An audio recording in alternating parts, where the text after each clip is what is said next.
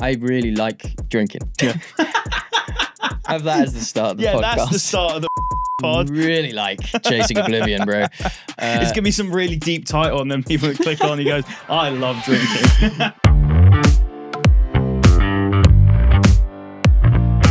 But it's nice. It's nice to have you here, a view man. of my toes. If Oh, love it, love it. Look at that. You know what? I have I'm 6 toenails now. 6. Yeah. That's good going. I would have said you had less, to be fair. Yeah, well, this is the fewest I've had.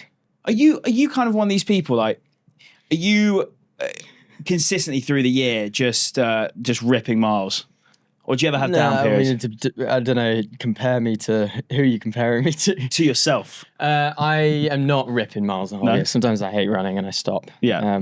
But yeah, pretty much like aiming for like decent volume most of the time, yeah. Well, Tommy, welcome to the podcast. Thank you so much for coming on, man. Good to be on. Mate, I was listening to our first podcast we did together on the way here. Broadcast. Yeah, Broadcast. Much better name, Motional Intelligence, I have to say. It is. And you know what? That podcast, because it was like linked to like a stage name that I had, people thought it was a religion thing. People thought that it was a Protestant podcast. No. Yeah. Well, I'm not religious. What are your prophecies? What do you mean by that? Like, do you have anything to tell the audience from a religious perspective? What's going to happen? What's going to happen? Do you believe in Armageddon? I do believe in manifestation slightly. Don't think that's religious. No, it's spiritual though, isn't it? Yeah, that's fine. Is it? Yeah. Do you believe in that? Manifestation. Or are you a bit of a cynic? I don't believe in manifestation in the sense that, like, if you think something enough, you can think it into existence. Yeah. But of course, if you're obsessing over something and you're thinking, if you're thinking, I will win this race, and you like put enough time and effort into doing a thing, yeah, it could happen. I think there's this really weird link between having random thoughts in your life, and it'd be interesting to see if anyone else had this.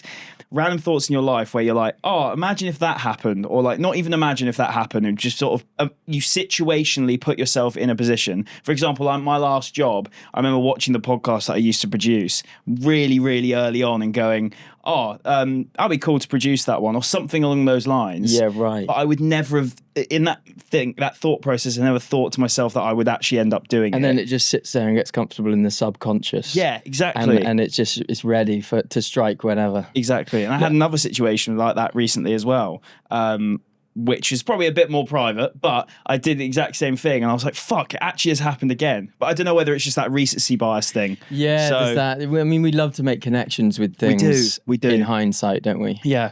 But anyway, how you been, man? Very well. You good? Yeah. Have you been, obviously, like when we last spoke, you were living in London, actually not too far from where I live, because you came along to our run club with your partner. Actually, I never did. She was alone. Yeah. Yeah. Didn't you come afterwards? I never came. Oh, sorry. I've imagined him. You're a mirage, Tommy. I'm always there. But you were in London, now you're not in London. Talk me through how things have been since we last caught up. Yeah, wow, lots has happened. Lots can happen in a few years. Have left London to some extent. We're back relatively often, but we are like working remotely and chasing trails and traveling. Well, that's what we've been doing the last, what has it been, like a year and a half? Mm-hmm. But we will be slowing things down a bit. But yeah, we've been to Vietnam. We spent a lot of time in Vietnam. Sick. In Thailand. Had a wedding in New Delhi, which was a random one. Who got married there? Old friend of mine. Oh, sick. So it was good to have the opportunity to go there. Egypt. Last time I was on the pod, Mate. I'd been to Egypt. Yeah. And I had very red eyes. It was the maddest thing. By the way, I feel like I'm going to touch back on stuff we did speak about on the first pod, because there'll be a lot of people that wouldn't have listened to that. But yeah, Tommy, come on, and you said, sorry about the eyes, mate, and you had a really bloodshot eye. What had happened? Well, I was doing some free diving. Yeah. And I was very new to it, and I hadn't equalized properly, and the pressure in the mask had basically sucked blood into my eyes. Oh. It's a very common and stupid freediving injury, but it's harmless. But it took like 6-7 weeks to properly disappear. Really? Yeah, and at its most intense was probably not too far from when I was on the pod. People just looked at me and thought I was high or It was just the way comments like, worse. what the fuck's happened to his eye? Yeah. So do you know what? It actually really affected me. Really? Yeah, because so much of your interaction with people is about eye contact and is about the white of the eye, and you see so much emotion. And when that goes, like when people look at you and they're straight away, they're like, fuck, what is that? And then they're just staring at you. And like... so the conversation, every interaction you have, there's this like underlying kind of, I know they can see this thing and I don't want to talk about it every time.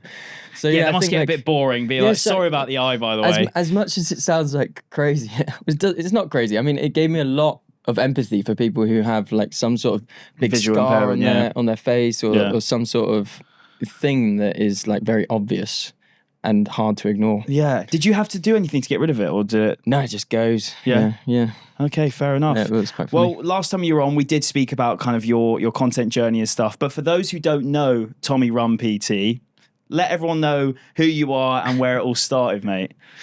I am a running and strength coach, and in my mid-20s, I had a bit of a quarter-life crisis.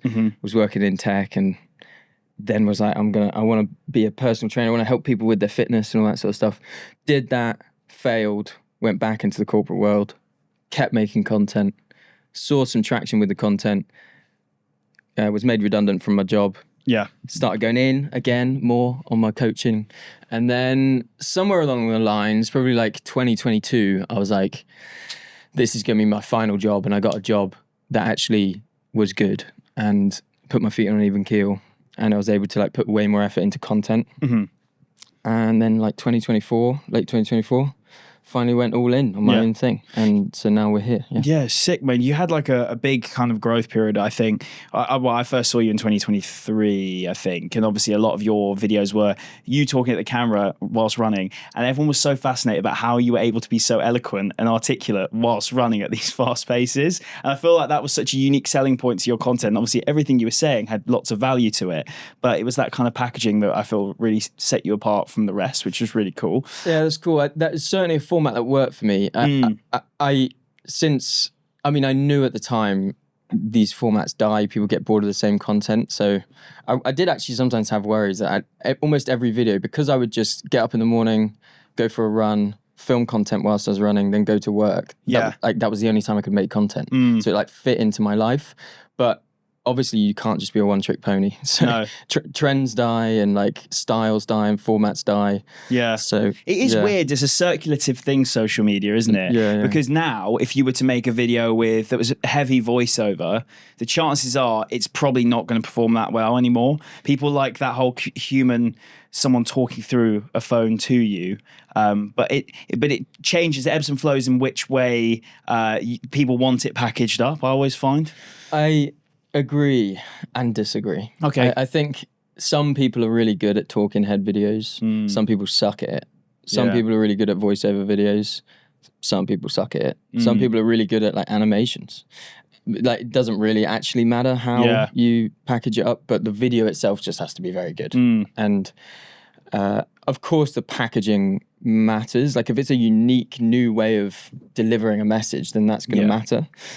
But I know there's obviously you've had many people on the podcast who make amazing social media content. I think the most like underappreciated skill is the voiceover storytelling skill that many people are incredible at, and they don't get credit for it really. No, and it's that whole skill of being able to get someone in the first 3 seconds, but then once you're in, it's keeping that person to listen to that whole story and making sure the visuals play a part in kind of building that narrative with the voiceover. Obviously running for you has been so central to your content. What was it about running that first drew you towards it, and why was it that you kind of fell in like so deeply in love with this space to make it your job? Well, I would say the answer to that 2-part question is very different in terms of how I got into it. I was a young guy who wanted to do hard things and kind of was projecting my toughness in that sense. And I think a lot of young / insecure men do that, to project toughness, to project manliness. And I do hard things. There was like a certainly on reflection, there was a personal need to do that. An ego thing. Yeah, I mean, when I was 17, I didn't have an identity of any kind, really. And I'd played rugby all through my school years, and I identified with that and being tough and tackling hard and all that sort of stuff. And then when I left, I still kind of fancied this toughness in running and fitness. And then I don't know what sort of influences came my way, but it would have been influences from endurance athletes.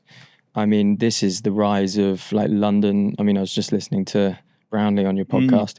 This is the rise of triathlon. This is the rise of London Olympics. And I found I was watching like running documentaries, and I'd be like tearful when they got over the finish line. Like something about the endurance and everything they've been through and that finish line scene just got me welling up. Just the power in the stories and all this sort of stuff. So I guess like, I started running because it was just like a hard thing to do. I wanted to push myself every day and be tough and all that sort of stuff. But that started to change when I saw how powerful it could be for people and for me. Yeah. In the sense that when you're running, you feel in control. When you're running, you are giving yourself like agency.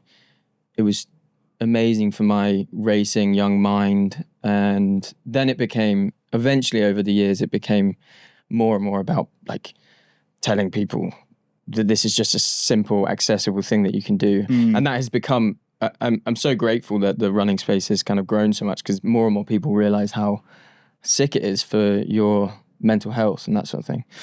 So that's when I started being like, I want to help other people with this. Yeah. So I feel like when someone you have like that solo experience with something, all you want to do, and it's been great for you, all you don't want to do as like a human being sometimes is like tell people how amazing it is and how it can benefit them. And I think that's where the whole thing of like, oh, runners are insufferable, like all they do is talk about that. It comes from that because they know how amazing it has been for them and how much it's improved their well-being, that they want other people to experience that. So go, right, it really is that simple. Just go and try it. I want to unpack your thing you said about the projecting toughness, because I found that really interesting. Yeah.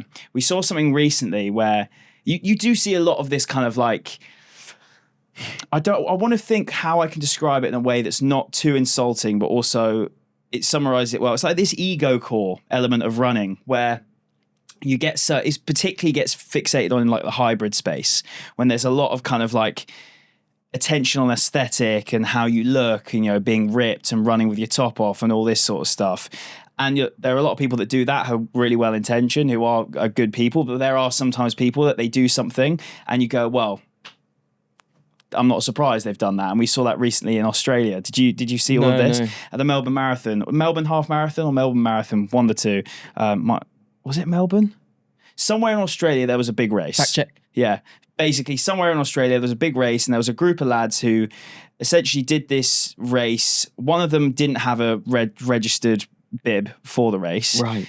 And then they had e-bikes alongside the course. Oh, did you see this? I did see a bit of this. Yeah. But I didn't. I was like, oh, just another one of these. But it was the response of it that was really bad. Right. And instead of just holding their hands up and going, look, we're fucking idiots. We shouldn't have done that. Didn't know the rules. I'm sorry. I mean, everyone knows that you've got to register for a race to do a race, but that's separate to the point. Yeah, that's mental. It was the reaction of like, oh, well, thank you for when people were calling out on social media, is like, oh, we're getting attention, all this sort of stuff. Right. There was immediate thing of going to, we've won, we're getting engagement. Well, no, you've done something wrong. Hold your fucking hands up. I don't think it sort of accurately depicts what the running space is like, of course, when you see these things happen. How I see it is that running is full of people, and some people suck. And so when it gets more and more popular, more people get involved, you're just going to have a higher likelihood of people being involved who kind of suck and are doing it for the wrong reasons. But that all being said, it is unique in that it's very hard and it is very tough to do these races. So there's no denying that it's required that you have resilience, that you have endurance, that you're hard, right? That you're kind of a hardened warrior type. And I think that is lent into, and when running starts to become popular, starts to become aesthetic, then those types of people who kind of see this opportunity to project themselves through that thing, get involved, it maybe, ruins the vibe. So it is up to us to kind of make sure the vibe stays in check. And that people aren't, we're not like encouraging that kind of behavior. Ultimately, they are breaking the rules. So it is annoying. And it is also annoying that like there are a lot of content creators who would do sort of relatively selfish things in for the sake of getting content. And that's a real shame. But at the same time, you know, we're in a world where it's fun to document stuff. And I once started a race with my phone in the air, filming myself because I wanted to get a shot of the start. And I ran off and I hear an old guy behind me just like tut to his mate. He's like, there's always one. And it's like, yeah, all right, I'm just filming. Filming the moment. So not deep. Yeah, this is like I'm just filming the moment. I'm not getting in your way. No. And we live in a world where we want to document stuff now. It's like fun to do so, fun to inspire people. So in my mind, there's two sides of the coin. Obviously, if people are getting annoying, getting in the way, and are genuinely being a nuisance and breaking the rules, we need to go in on that and make sure that stops. Yeah. But if someone is just running along in a marathon, filming themselves or even documenting it, speaking to camera, I think there's check yourself if you feel hateful like that, because that's just judgmental, because they're just making content. It is interesting, isn't it, how I feel like everything in life, you said that the more people that do it, the more chance there are of idiots being involved. You see that with social media now is like so many people consume social media content and so many people have social media. The chances of those bad people prevailing and putting their thoughts to the forefront is just so common now because there are more people involved. I think what you said there about the bad people tarnishing the ones who are trying to do the right thing is true. I think you do need to just brand people with a different brush almost in a way, and not let the kind of negative ones almost affect, as you said, the people who are just doing selfie filming. But it is really hard because it's the same in every space that grows and becomes more popular. Like in the outdoor camping, wild camping space at the moment, like there's this real problem, and there has been for a few years, but there's this real problem in it becoming aesthetic, becoming popular online. Seen this, I spoke about it with Alistair, Yeah, well, it's slightly different. We'll get to that for sure, but it's becoming more popular. So people are going camping, but they don't have the first clue about leave no trace, about like discreet camping and the laws on fires and all that sort of stuff. So you have all of those who are really, they care for the environment, they care for these amazing, precious little places that they find to camp. But when it gets to a point where more get involved, you do have this problem where you're trying to preserve the way it's been done because there's good reason why it's been done that way. Yeah.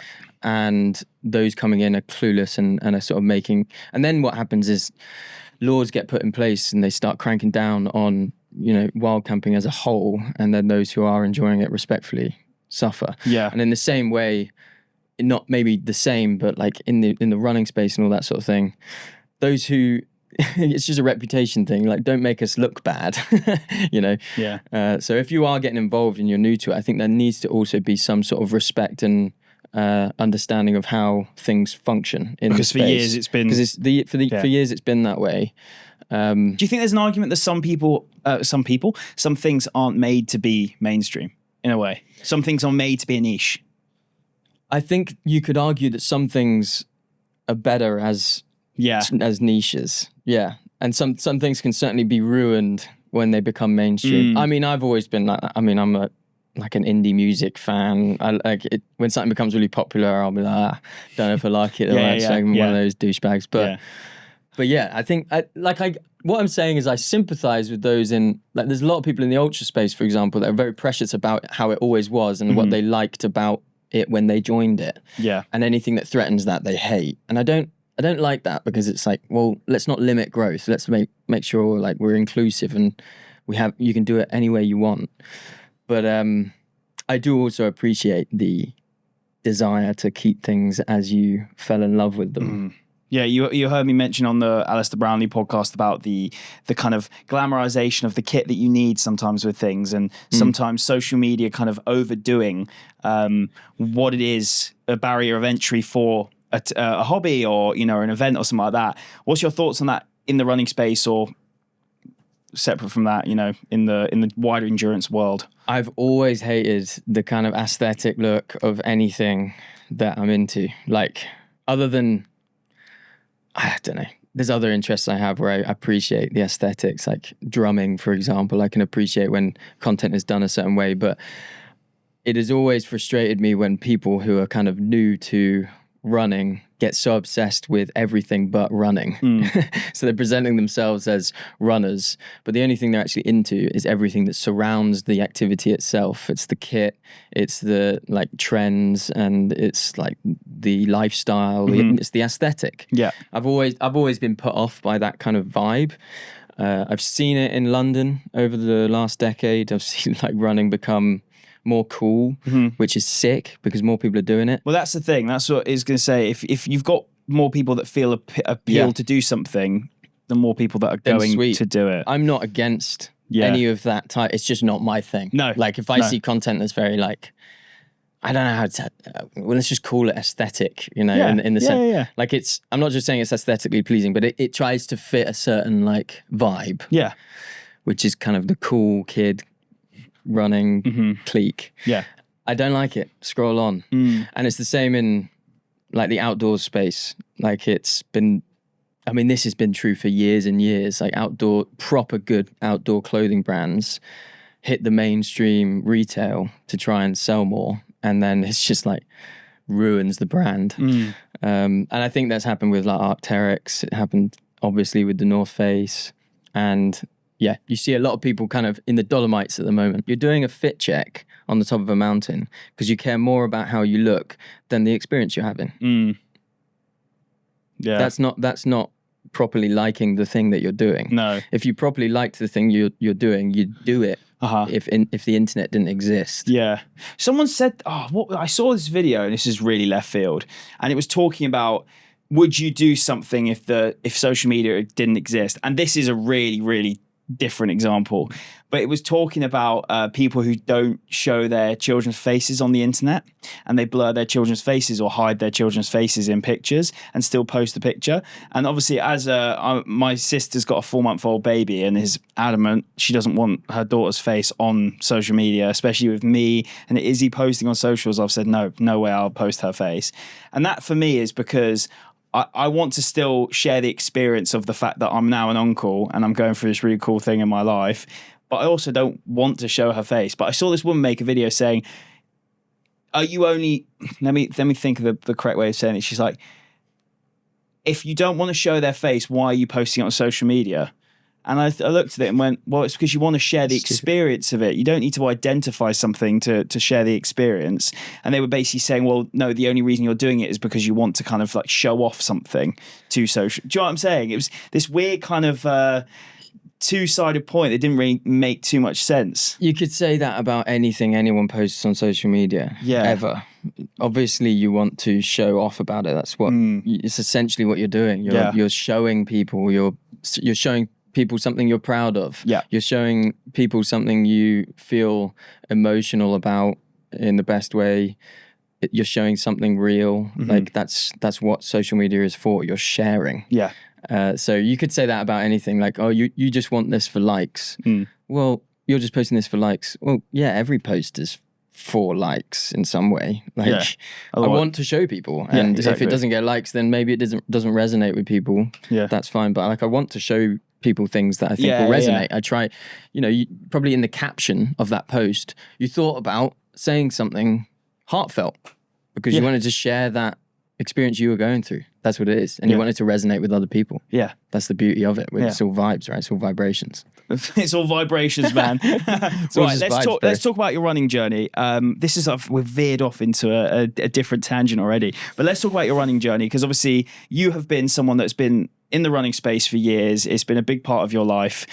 How did you fall in love with trail running in particular, and this kind of alternative? I'm going to say alternative because it's not the mainstream trail and ultra running, is it? It's still very much a section of running that isn't as well known to the mainstream. How did you get down this route?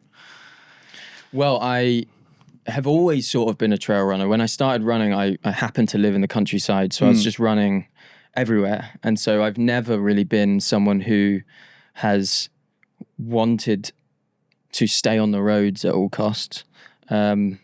it's always been a little bit of an adventure in the local area for me. So, but I never saw it as trail running. I just saw it as running. I was definitely just a runner. If I did a whole run on the roads, I wouldn't think of it. I just think that's the route I did. I didn't really think about kind of the terrain I was going on. So I only really started defining myself or thinking of myself as a trail runner when I started like running trail races and actually thinking, there's a different kind of, this is a different discipline to just like trying to run. But I never saw any difference when I started running for many years. And then I guess, like we just talked about, I think that the sort of the vibe of road running never really resonated with me. It took me ages to even say that I was a runner, like years and years. The running culture didn't really appeal to me. The type of people I found in running weren't really my people, and that says nothing about them and everything about me. And it just wasn't really my space. And then I just discovered ultra running, and the really, really fast stuff really appealed to me. It inspired me the most because I was never a massively talented runner. Like, I was not a schoolboy cross-country runner. I was never a kind of beanpole fast runner by any means. And so that ilk of elite athlete was never who I could be. But going far for my own challenge and pride was something that appealed to me. And the stories told within the ultra space were just more generally inspiring. The everyday ex-drug addict who now runs 100 milers, that story to me is wild. Not that it can't exist anywhere else. For sure. It does exist. But I feel like those stories were almost more common. And then, like, to touch on the sort of culture that you fall in love with, I found my people in ultra running. Like, I found the camaraderie during the race actually existed. Was better, was more encouraging. The conversations ultra you have is so much better at communication. There's so much more communication that happens, and obviously the formats of the races allow for that in times. But it does feel like everyone is so much more emotionally connected to each other, even if they don't know each other. I have run with some insanely impressive people who have then gone on to beat me by a long way in the race. Name drop some of them? No, just everyday people. I'm talking about on an ultra. I remember doing Transgrancanaria, and I was running with this guy. Is that a UTMB event? It's not a UTMB event. No, some other World Series. Got you. Which I should know. I can great event, amazing event. 128 or 126 kilometers over the mountains of Gran Canaria. Amazing. Anyway, I was running with this guy about midway through, and he was just so strong, amazing athlete. And he went on to come like 20th or something. He'd clearly paced way better than I did. And he was just a tyre salesman, just a regular dude. But he's an absolute beast. Yeah. And I guess the point I'm making is that the conversations you have, he was so humble. He was so just regular dude, not serious about his performance, not serious about the day, enjoying the outdoors.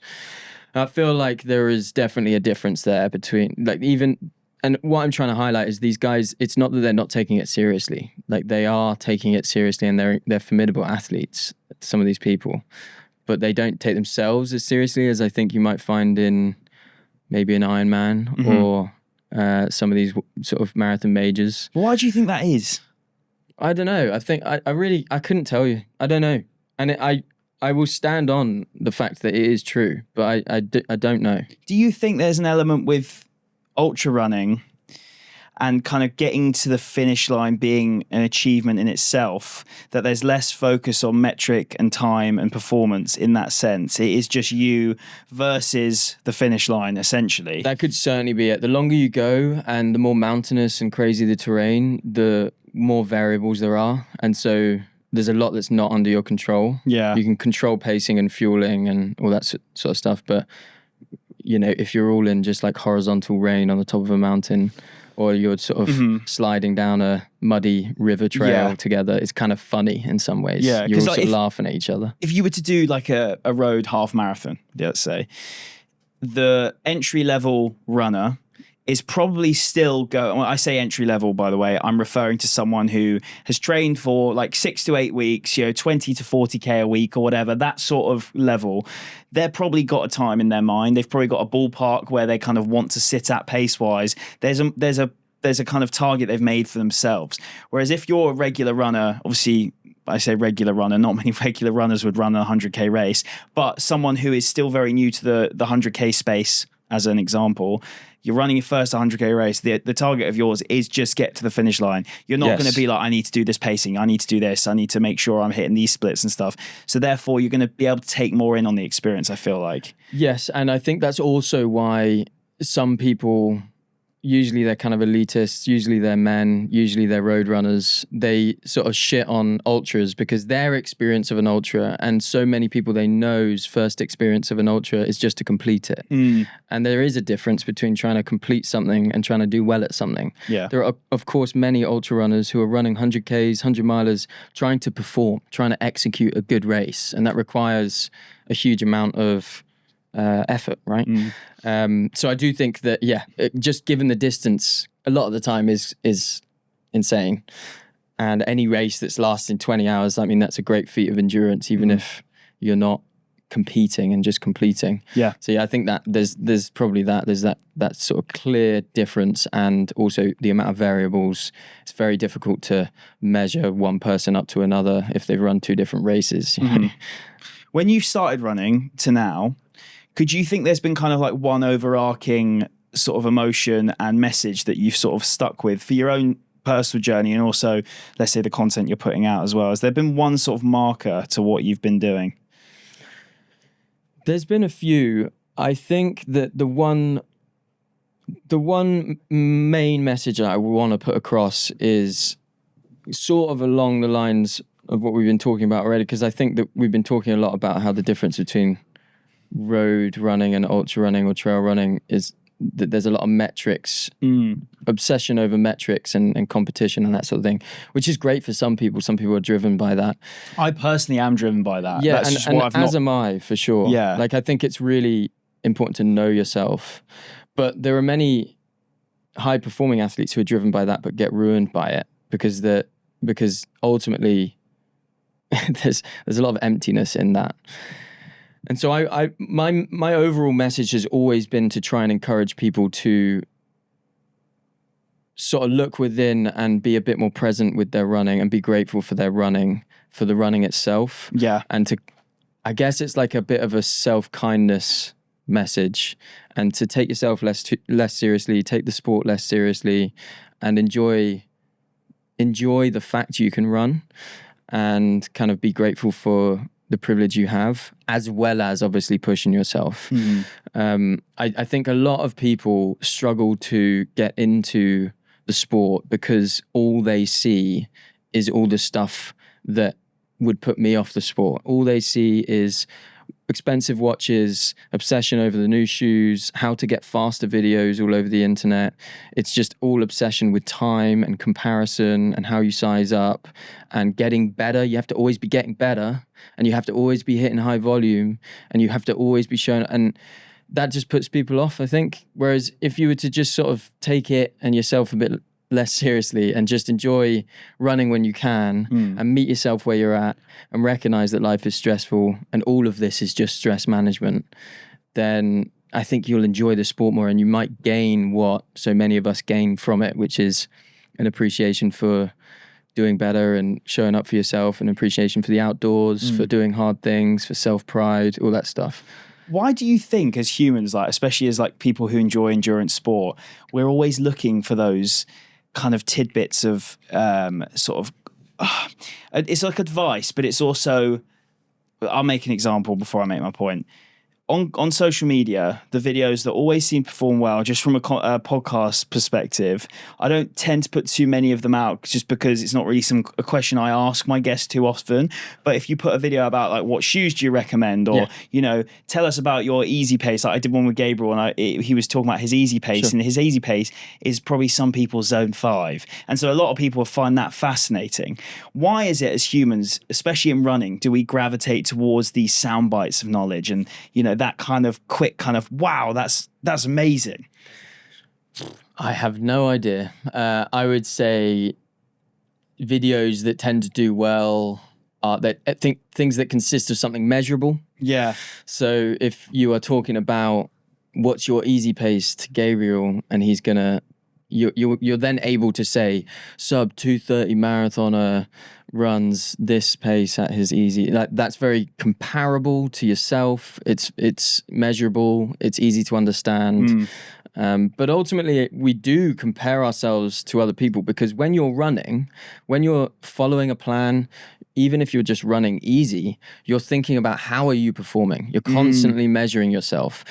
Even if you're thinking, how do I feel today? It's all about performance, ultimately. It's like, how do I feel today? Am I running well, or am I running badly? When you're doing an interval session and it's the same one you did last week, you're sizing yourself up to your performance last week. And if you don't do as well, you start asking questions about your performance. And then when you go online, you look at other people who are doing the same thing as you, and because you're obsessed with constant progress and performance, which is completely good and fine and necessary, but maybe not the obsession part, but having it in your life, because you are obsessed, that's the thing that you like just naturally you want to watch, because like who's going to be wise enough to notice in themselves that they're a bit too obsessed with the metrics right now, and therefore a video that comes up about Gabriel's amazing easy pace, they're going to go, no, don't want to see it.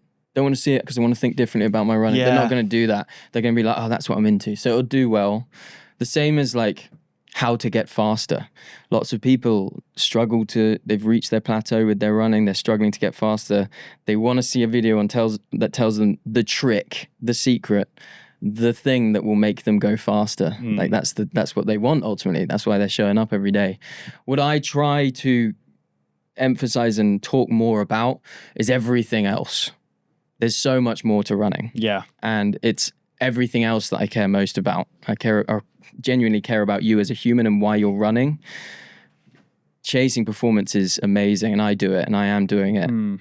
But remember what else it's providing you, because you could run the risk of losing that too. Well, it's really interesting you say that about the kind of everything else that surrounds it and your motives, because I've just got a coach. I've just got a running coach now, and had my call with him last week, and we were just talking about, he was asking me firstly what got me into running, and secondly what's keeping me running. And I feel like when he asked me that, the what's keeping me running part is not something I'd ever thought about. When people ask why did you get into running, it's an easy answer. I was at an unhealthy period of my life. I wanted to make a change, and those changes quickly, I realized how much benefit they were having to my mental health, me as a partner, me as a friend, me as a family member. All these things were better as a result of running.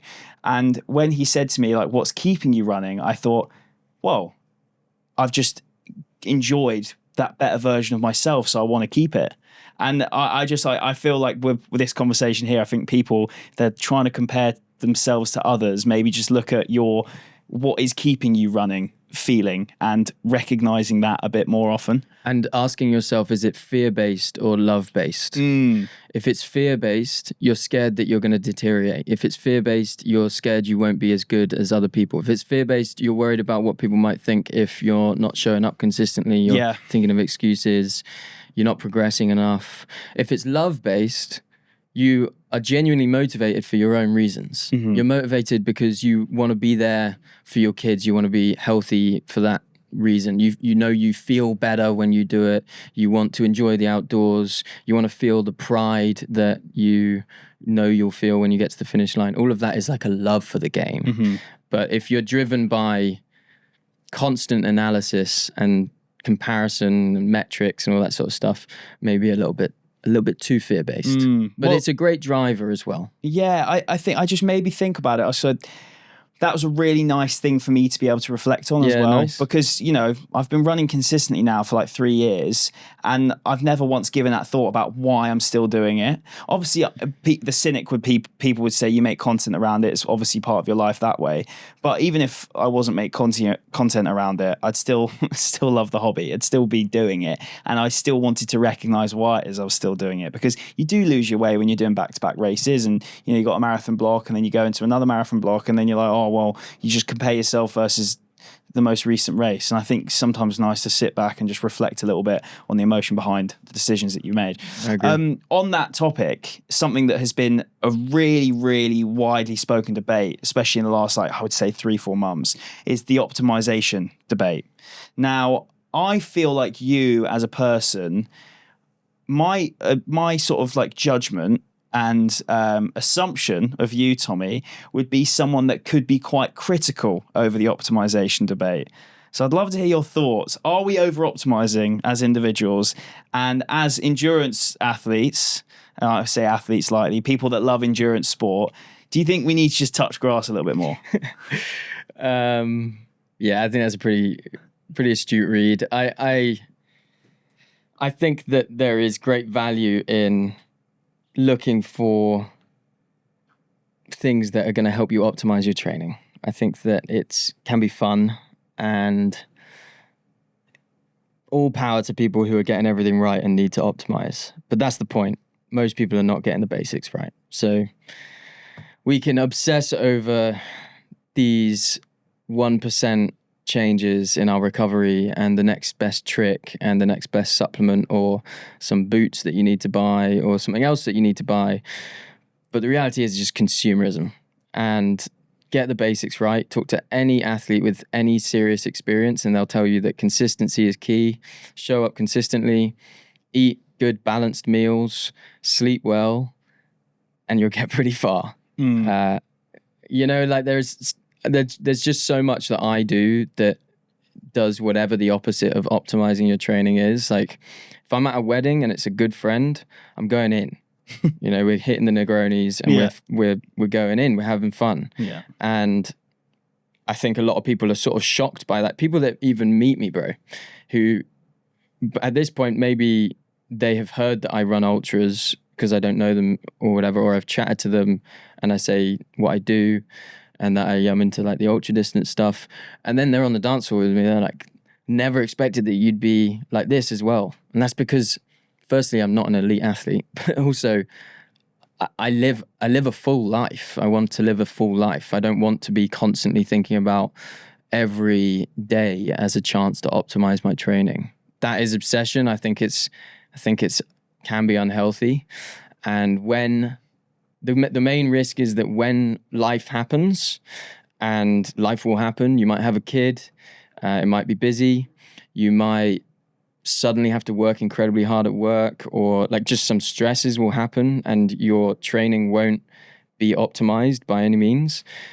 All of this like content and encouragement to optimize every part of your training will just make you feel bad because you're not even doing the basics right. Focus on the basics. Focus on getting those right as in your power, and you'll get pretty far. Yeah. But yeah, I think that it's gone a bit far. There are things I want to say about like sobriety and stuff like that, but I think I'd probably trigger too many people. But I think the debate about drinking is an interesting one though, because I've spoken about this on the podcast so many times. Like right. I've only ever really kind of stopped drinking for dry January or like the last 3-4 weeks of a marathon block. Apart from that, I'll drink. I've no issue drinking during the summer. Probably drink a little bit too much, but that's just the way it is. You have fun, you play each ball and its merit almost in a way. So I don't necessarily think it's a kind of, I do think we almost have to respect people's reasons for why they wouldn't do something 100%. fully, but then also at the same time, respect people's decisions to keep doing something as well. Yeah, I think there generally is that. People are these days pretty respectful of those who stop drinking. Yeah. I definitely think that there are many people who could do with drinking less. I think we could probably all could. Yeah. But for me, drinking is a hobby. Yeah. I like beer. I like whiskey. I enjoy a Negroni. Okay, I really like drinking. Yeah. Have that as the start of the podcast. Yeah, that's the start of the fucking pod. I really like Chasing Oblivion, bro. It's going to be some really deep title and then people click on and he goes, I love drinking. No, but like there's so many times, and I don't want to listen more because there are people that really struggle with their relationship with alcohol. Yeah. And if you start glorifying certain moments and listing your precious moments of like drinking and how it's elevated the experience and stuff, like it makes people who struggle more. But I will always have a beer before my races, for example. Like the night before. The night before I have one beer. And for me, it does nothing for the race other than relaxes me, helps me take myself less seriously, and is a bit of a ritual now. And it's just a fun, stupid thing. I might adopt this, because I like that idea. Like, forget about the alcohol content. It's the whole idea of having a beer and I'm in relax mode. Yeah, I would argue, given I have the beer, I probably care more about hydrating than after. Yeah. And then I probably go into the race more likely to be hydrated because I've cared more because I've had the beer. Like, I'm not careful about it. I'm like, I know what this beer will do.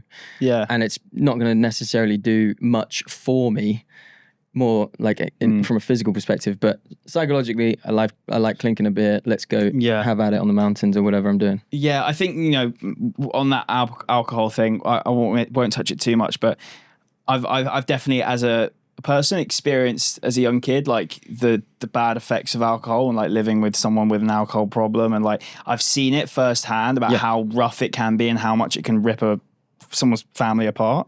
But I do think if you are someone who has got a healthy relationship with it, you don't need to always listen to those voices who are really anti it online. You just do it based off what works for you. And I think that's the best way to live your life, really. Know thyself. Yeah, exactly. Right. Your running history in terms of races and stuff, you've done some mad events in your time. Talked about some of the highlights. What have been some of your favourite races that you've taken part in?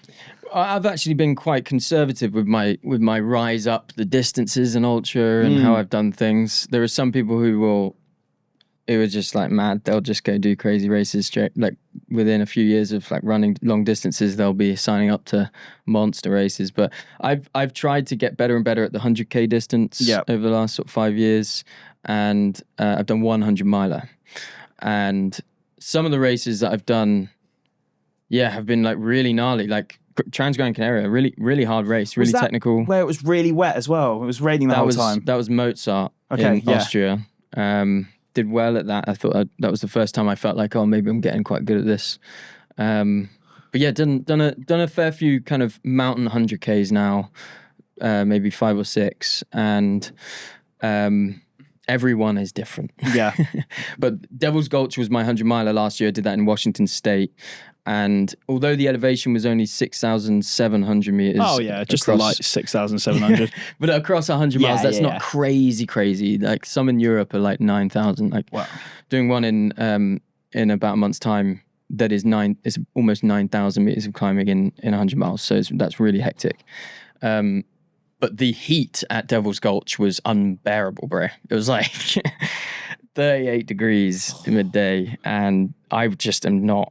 I'm a Brit. Like, give me a break. So, where are you from originally? We've moved around a bunch, but like, where did you grow up? Where are you really from? I don't know, bro. I don't know. Yeah. So, genuinely. Like, growing up in the UK, we grew up. I mean, lived in like Wiltshire and Oxfordshire and Shropshire. So south. Some of the shires. Yeah, south. I've got a fairly generic south accent. I think. Yeah. Yeah, so sorry, I just completely interjected your point there about the races, Yeah, from the UK, from places not as hot as Washington State in the summer. And it killed me. It absolutely destroyed me. And it was a full-on sufferfest, and it took me 33 hours. Just shy of, got there 2 minutes in before. Wait, you got 2 minutes before 33 hours. Did you sleep much during that time? Or I didn't sleep. You didn't sleep at all? No, I didn't sleep. Basically, what happened was I got into I started racing and I was like feeling pretty good, really. And I was in the front for a small race, very small race. I was in the front 4 or 5, and we were having chats, getting up the mountain, get up to the top of the first peak. There's Mount Rainier over there. It's just like you're in. It's like hysterical how nice it is there. And then I went a bit wrong, and then so left the front 3 because I went a bit wrong. They went down the mountain.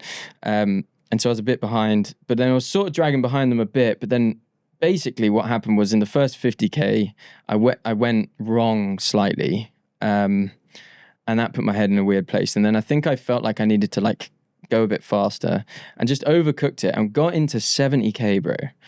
And I felt at 70K, after falling over twice and everything, I felt at 70K like I should feel at the end of a 100K best effort.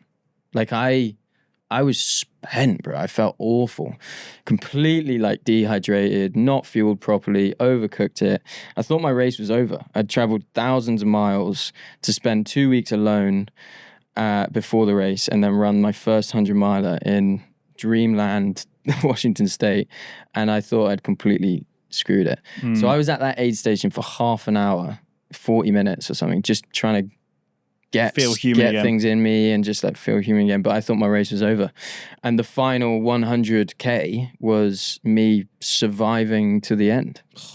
It was it only got slightly more comfortable at night, and then my ultra ego came out, and I was like shouting Bon Iver at the top of my lungs, running up this mountain in the middle of the night, hallucinating. Mental stuff. Is that the sort of feeling though? Like, obviously it sounds fucking shit, but those sorts of feelings are something you like chase during those races. Like, do you, when you sit back here, think about it and go, you know what, that was a laugh? Yeah, 100%. Yeah. I don't remember crying, but I cried. Yeah. No, I do remember crying. But all the pain, the actual experience of the pain, that doesn't even get remembered. No. Like, you can't remember. That's why you keep going back. If you could genuinely remember how it felt, you'd be probably less interested. I feel it's the same with any distance, really, like especially like a marathon as well, just on the road running perspective. It gets really fucking horrible. And I think back to races that have gone amazing, and I can't remember the bad parts. Well, I think these amazing athletes, like people you have on the podcast, like Hugo, and like anyone who is really performing, my theory has more and more become that they're, or at least like I've begun to give more emphasis and appreciation for the fact that these individuals just are very good at suffering. Yeah. They become very good at suffering. Like when Hugo started running, he wasn't as good at being in the cave as he is now. I will categorically tell you that without even talking to him about it. It is true that these people just get very good in these interval sessions. They do. They know how to hold that pace and get into that pain cave. Whereas those who don't really get far with their training, they're not very. It takes them longer to get used to the fact that in order to get faster, you have to like be in that place. Like befriend that place, because you'll be in it often. And when it comes to race day, make yourself a little bed. Yeah, when it comes to race day, you're going to be in it even more than in training. So like get into that and I think I've become better at dealing with the fact that it just sucks a lot of the time. But I'd like to get better at it. But yeah, I think across the board, anyone who's performing at a high level in endurance is just extremely good. Not just, but one of the things that they've got in the toolbox is that they're very good at being in that place. Hugo actually said that to me after London. He said, you just need to get better at suffering. Like you need to understand how to suffer and what it feels like to suffer, and know how to still perform in those moments. And I was like, Hugo's such a funny guy because he's like really like happy-go-lucky when he's doing his content, but then you see like slow motion videos of him running, and you see someone else. You see someone else. Yeah, you see a serious monster behind those eyes. Amazing. Love it. No, but that's why I think running's so important, like so interesting. And speaking to someone like you, Tommy, is so fascinating because I feel like you look at it through a different lens to a lot of creators as well. And I think that's what a lot of people kind of resonate with you, is the fact that you give them something to think about that they wouldn't usually think about watching the regular, even watching this podcast. Sometimes they probably wouldn't think about things a certain way if they were to watch your content. So, well, I appreciate that, man. That means a lot. I've never considered myself just a runner, and it's felt weird to me to even make running content, to be honest. Like growing up, I hated running. When I started running, didn't much like runners, wasn't one myself. It took me ages to kind of like get into it and find myself in it. But what I am is a highly reflective person, and I have been through a few of my own kind of mental health struggles that, like, I feel like I know what it feels like for life to suck, whatever's going on in your head, and everyone does. Everyone knows what it feels like to have turmoil in their mind, and this stuff has really helped me. And so I try and talk to the more emotional side, I guess, in some ways, and I probably try and over-intellectualize some parts of running. Like, it is often not that deep, but sometimes I I recognize the value, the true value it has in people's lives. And that's what to me is interesting about it, to be honest. I think this might be the first time we've ever said this on this podcast, considering the name. What would you say is your emotional intelligence, and what is it like? What is my emotional intelligence? Yeah, what is it like? I think I'm quite, you'd have to ask Lou. I think I'm quite emotionally intelligent. Yeah. I mean, how would you define that? I guess I've always been quite sensitive. And I think that sensitivity, once upon a time, I thought that sensitivity was a weakness. But I have actually always been quite attuned to how other people feel in a room, even if they're not talking in a certain way. Like I think I've always known how I affect another person, or have been quite sensitive about that. Yeah. Like if I say something wrong, like I say this, but then I'm not afraid to also just speak my mind. You sound very similar in that aspect. Yeah, so I'll speak my mind often, and I know, but I also know how saying certain things will affect certain people. So it feels quite intentional. But in the same way, I also think, and this has definitely come more with age. I definitely wasn't like this in my early 20s. I seriously lacked empathy for a lot of people, but I think I now have a lot more empathy for a lot of people. And the fact that it's complicated and it's complex, and not everyone is like me. You know, I think there's a lot of elite athletes out there, and there's a lot of like high performing athletes, often men, who just assume that everyone else is like them. So it must be just it. All you need to do is just show up more. All you need to do is just be more consistent. You know, like, well, not everyone's wired the same way as you, man. And actually, it's more complicated than just tracking your calories sometimes, because it's a difficult game that we're all playing. No one starts from the same place, and there's a lot of content out there that preaches as if it is absolute truth, but is just true for them. And that's what we have riddled all over social media. It's just, this worked for me. This is my experience. Therefore, it has to be yours. And I think we need to be careful when we're offering advice to present it, when it is just advice from my own experience, to present it like that, to say, this is true for me, why don't you try it, instead of like, this is the truth, you just need to do this, you just need to run fasted, bro, it worked for me. No, don't do that. We look like, if you actually want to offer good advice, we need to look at like data, and we actually need to give credence to people who have worked with other people and have experience working with loads of other people. There's a lot of there's a lot of that in the space, I think. Yeah. No, it's interesting, because I definitely feel the same. I for a while I struggled with, I don't want to say, justice sounds such a really like a dramatic word. Fairness. Fairness, yeah. So like, for example, our best example I can make, I used to work at pub with my mum, and my mum was a manager, and obviously I was just working behind the bar, and there was one day where she got really fucked over by someone and just got made a scapegoat at work. Right. And obviously it's my mum, so I was just going to be like naturally defensive about her.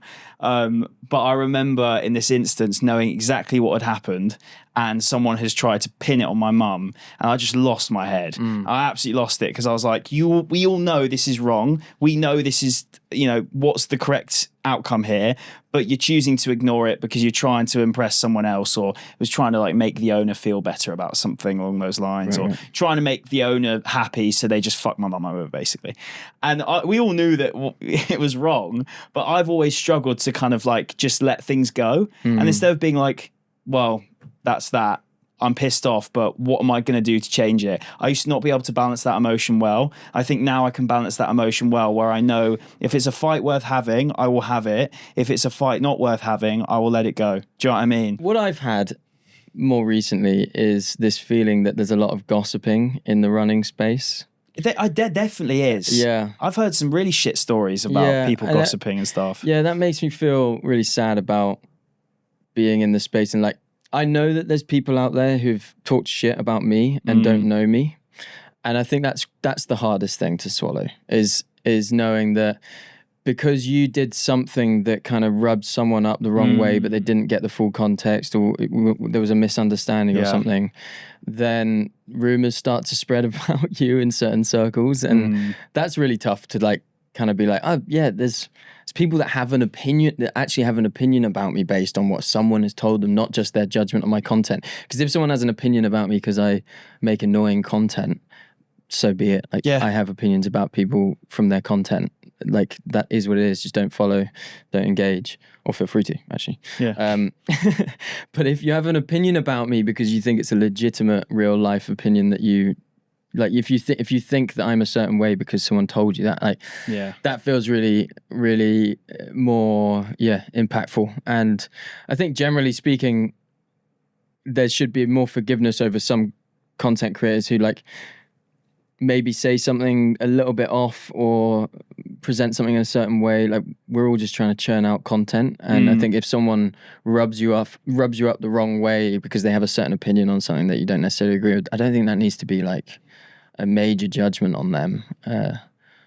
That's a bit of a different tangent, but there's no nuance these days, though. Yeah. Separate from content, just in life, there is no nuance. And I was thinking about this, and I don't want to make things political because I have absolutely no interest in giving my thoughts on politics on this podcast in any way. But Andy Burnham. But no, like, I was thinking this before, to be fair, before Andy Burnham come in, it was like Keir Starmer on his way out. I was like, I don't think in my lifetime we will ever be at a stage where everyone is happy with the leader of this country. No, especially not now. I really don't think it will ever happen ever again. Of course not.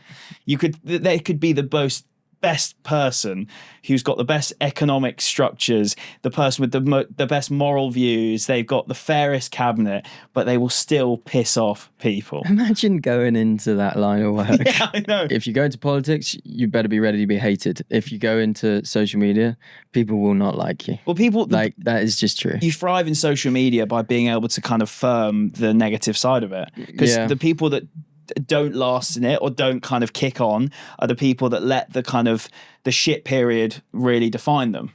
And everyone goes through those shit periods. It's just how you it's how you kind of navigate it and know that what you're doing is right for you and you're not harming anyone. You're not putting out anything unhealthy, and you just got to kind of trust your own journey, I think, a little bit. Yeah, I don't mind when people who are just watching the content sort of seem like they hate me. What I do mind is when other creators seem to hate. I think there's actually a problem in the space where, like, content creators think that they have never been hateful towards another content creator, or like they've never.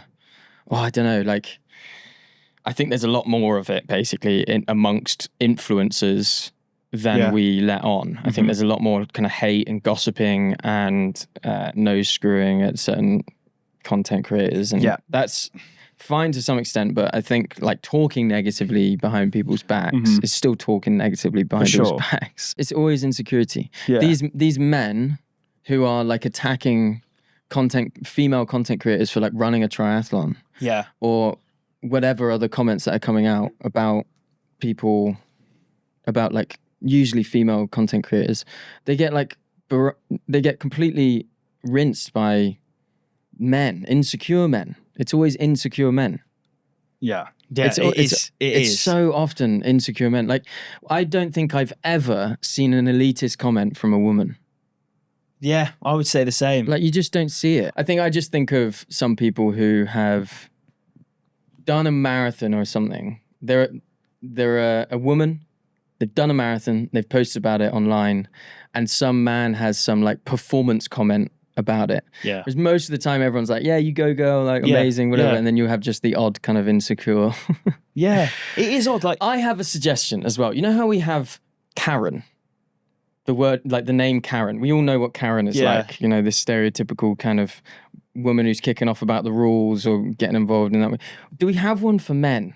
I thought it was Steve. Is it Steve? I could be wrong, but I thought it was always Karen and Steve. I'm sorry if you're called Steve. What's Steve like? I don't know. Because I have one. Lou and I have one. We've coined Simon. Simon, okay. And Simon is a cyclist, but it's nothing about cyclists, but he is one. He actually is a triathlete. Okay. And he really cares about performing well, but he isn't good enough to be elite. Okay. So he's like, you know, he's sort of like a pro amateur. Yeah. In the sense that he approaches it like that. He's got all the gear. Yeah.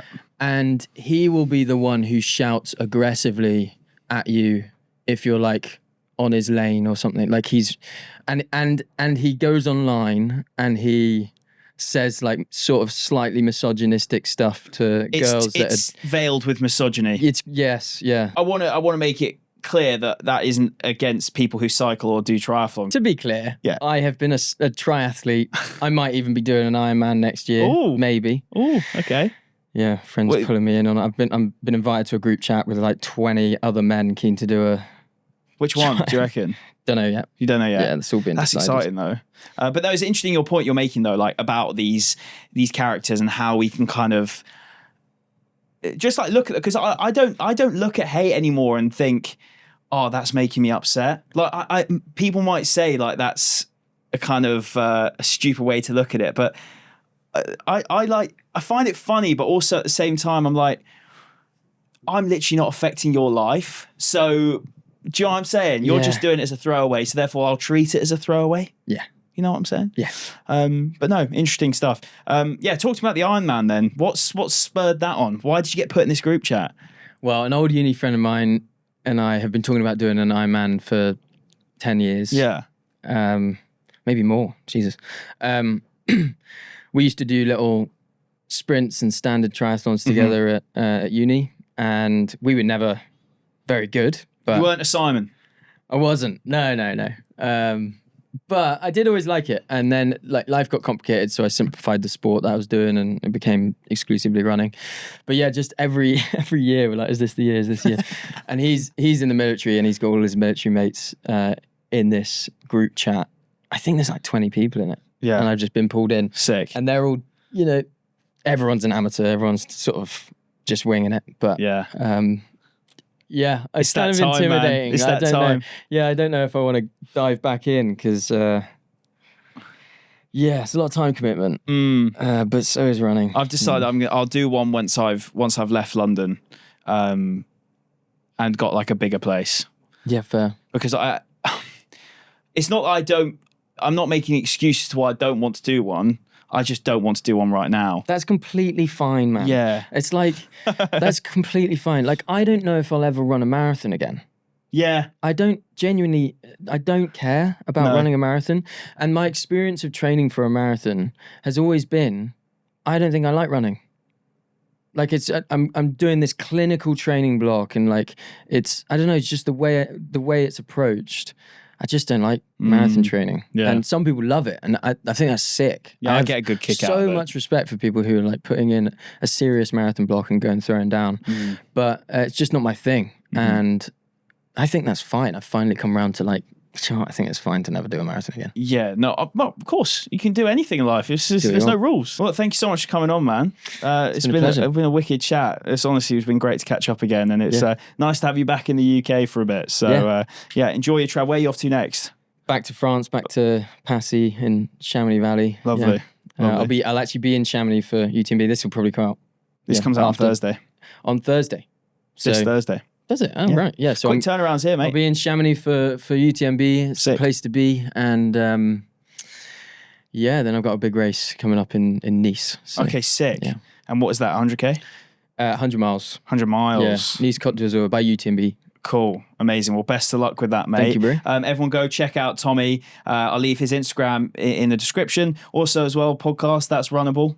Still going each week. Yeah, man. Still chugging away. Yeah. Love it, man. Honestly, I feel like you're such a skill being able to do a podcast on your own. Like, fair play to you, mate. Like, it's a different skill. Fair play to you as well. You're very good at this. Oh, and, appreciate it, mate. Interviewing is something I'm trying to sort of slowly get into. It's very difficult. I always think I'm a big old fat fraud, mate. Honestly, every time I do a pod, I'm like, fuck me, Cal, you're shit. But it's just that natural thing you have with yourself, don't you? You're always kind of questioning your own abilities and stuff. Yeah. That imposter syndrome that we all suffer with. Thank you very much for watching, listening. Appreciate you guys. Obviously, if you do enjoy the podcast and are not subscribed on YouTube, make sure you're subscribed. Also following Spotify, all that good stuff as well. Leave a comment. I'd love you guys to leave a comment who you want to see on this podcast, who you want to see sat in that seat, because I'm trying to kind of build out over the winter as potentially I move into a race block for myself, who you guys want to see on. So do let me know. I'd love to hear your feedback, and I'll catch you next Thursday for another episode. Take care.